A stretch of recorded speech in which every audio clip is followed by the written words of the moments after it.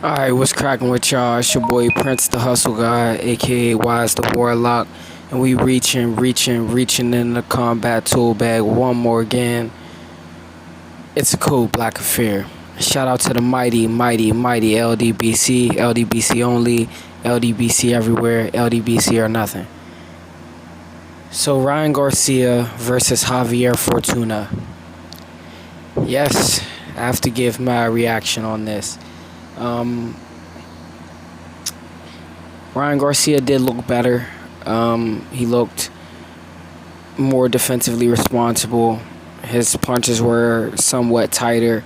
He looks better with Joe Goosen. I'll admit that. But I can't give him credit for the Fortuna fight.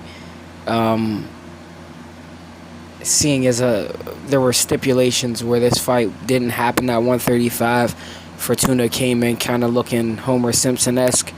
Not his, and it's not that he's a bodybuilder in his prime. It's just he didn't look at all in shape. And then we have it. It's a Ryan Garcia fight at that. So when we look at Ryan Garcia's track record and his history of opponents, it's all been really suspect, and he's never fought a world champion or a former world champion up until this point. And I'm not even certain that Javier Fortuna meets that criteria either. But Javier Fortuna, on the other hand, another reason I can't give Ryan Garcia full credit is Javier Fortuna didn't at all look like Javier Fortuna. Granted, Javier Fortuna has had suspect performance where he fell out the ring and was like crying and the match was over.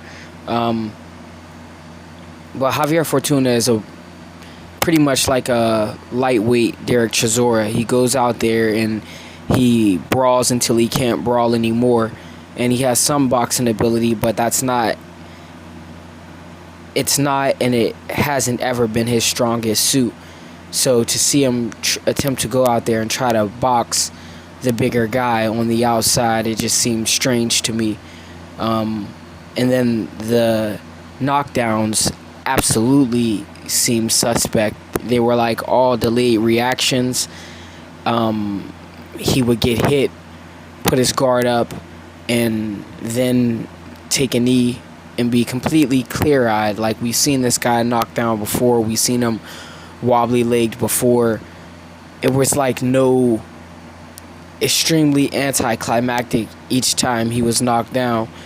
And then when it ended, he was good. He jumped right back up, then took a knee and spit his mouthpiece out. It was just very strange affair. But if I'm being just transparent and straight to the point, I'm not at all impressed with the Ryan Garcia performance, nor I'm overall disgusted with the promotion that DAZN seems to have bitterness in their mouth about Devin Haney and him capitalizing on his freedom, because though he was a part of the promotion, it was like in the prelims they refused to say his name. It was all tanking Ryan Garcia, and even leading up to that, Bernard Hopkins, who was formerly undisputed, discussed the belts as if they were simply belts that couldn't hold up Devin Haney's pants.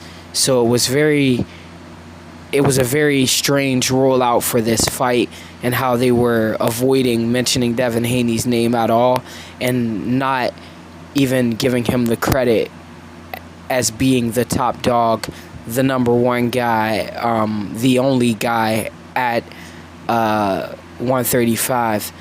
It seems as though the theme or the chorus throughout this rollout for this fight has been that belts don't matter when it applies to Devin Haney having all of them in the division.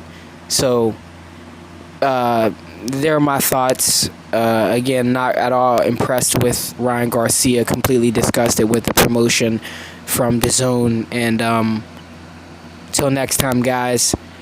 Please check out the Simple Truth Network, Black Gents Grooming Company, TrillTalk.net, any and everything LDBC, 94 Films, 94 Sun God on Instagram, HFO The Firm, and Acting Right TV on YouTube. Deuces.